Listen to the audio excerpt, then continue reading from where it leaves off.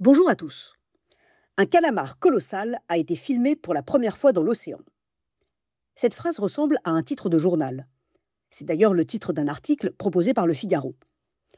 Je ne sais pas si, ayant lu ce titre, vous auriez eu envie de cliquer pour lire l'article, mais moi, cela a suscité ma curiosité, alors j'ai cliqué. Les premières lignes de l'article nous donnent plus d'informations. Un calamar colossal a été filmé pour la première fois en pleine mer par une équipe de chercheurs depuis la découverte de l'espèce il y a près d'un siècle. Ce jeune calamar, d'environ 30 cm de long, a été repéré à 600 mètres de profondeur dans l'océan Atlantique Sud, près des îles Sandwich du Sud. Les experts estiment que les calamars colossaux peuvent atteindre jusqu'à 7 mètres de longueur et peser jusqu'à 500 kg, ce qui en fait l'invertébré le plus lourd de la planète. Pour le moment, vous ne voyez pas forcément en quoi cela mérite une chronique philosophique. Attendez, soyez patient. Une phrase dans l'article m'a interpellé. Je dirais même bouleversé. C'est Kat Bolstad, chercheur à l'Université technologique d'Auckland en Nouvelle-Zélande, qui a participé à l'identification de l'invertébré, qui a prononcé cette fameuse phrase.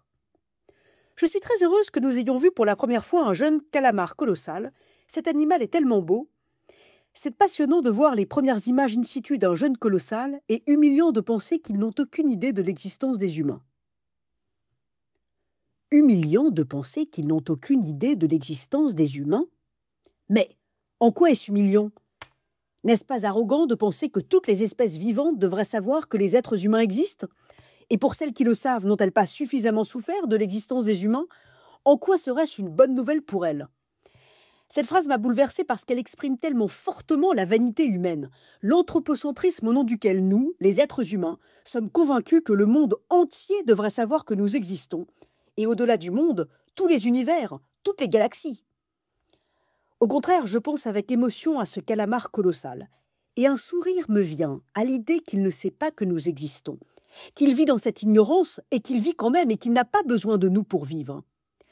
Mais pourquoi diable avons-nous pris au sérieux Protagoras, un penseur présocratique du 5e siècle avant l'ère chrétienne, quand il affirmait que l'homme est la mesure de toute chose?